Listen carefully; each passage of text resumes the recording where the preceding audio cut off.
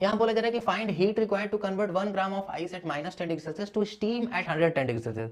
पहली बात, specific heat of steam अलग होता है, 0.46 या 0.48 के आसपास होता है, लेकिन चूंकि इस क्वेश्चन में मेंशन नहीं है, इंटीजर टाइप लग रहा है, तो हम लोग स्पेसिफिक हीट ऑफ स्टीम भी उतना ही ले लेंगे जितना आइस का होता है। तो स्टीम का स्पेसिफिक हीट और आइस का स्पेसिफिक हीट इक्वल ले लेते हैं, कितना 0.5 कैलोरी पर ग्राम डिग्री सेल्सियस, और स्पेसिफिक हीट ऑफ वाटर जो है वो तो 1 कैलोरी पर ग्राम डिग्री सेल्सियस होता ही है। ठीक है, तो अगर इस क्वेश्चन में नहीं दिया गया था डेटा तो याद करो, क्लास में बात बोली भी जाती है टीचर्स के थ्रू कि भाई ये याद रखना है डेटा। तो आइस का, स्टीम का, वाटर का स्पेसिफिक हीट तो ख्याल रखना है। तो शुरू करते हैं भाई। सबसे पहले हम लोगों के पास क्या है, हम लोगों के पास है 1 ग्राम आइस, कितने पर है, -10 डिग्री सेल्सियस। तो सबसे पहले इसका टेम्परेचर चेंज होगा, ये बनेगा क्या, 1 ग्राम आइस कितने पर जाएगा, 0 पर।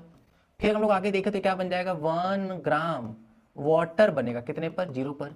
फिर क्या होगा, फिर ये बन जाएगा 1 ग्राम वाटर कितने पर, 100 डिग्री सेल्सियस पर। फिर क्या होगा, ये बन जाएगा 1 ग्राम स्टीम 100 डिग्री सेल्सियस पर। एंड फाइनली हम लोग पहुंच जाएंगे कहां पे, 1 ग्राम स्टीम एट 110 डिग्री सेल्सियस। बहुत इंपॉर्टेंट डिस्कशन है भाई।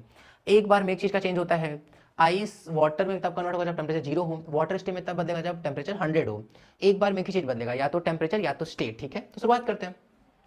यहाँ पे बदला है टेम्परेचर, तो क्या फॉर्मूला, एम एस की वैल्यू 0.5 इंटू डेल्टा टी, कितने का चेंज हुआ, 10 का। यहाँ देखते हैं एम एल लगाएंगे तो एम का वैल्यू 1, एल आइस से वाटर का एल जो होता है वो 80 होता है। यहाँ देखेंगे यहाँ पे एम एस डेल्टा टी लगाना, टेम्परेचर चेंज हुआ है तो 1, specific of water 1, change of temperature कितने का है, 100 का है। यहाँ देखेंगे तो वाटर से स्टीम में गए हैं, तो यहाँ पे क्या लगा लेंगे, एम इंटू एल की वैल्यू कितनी जाएगी, 540।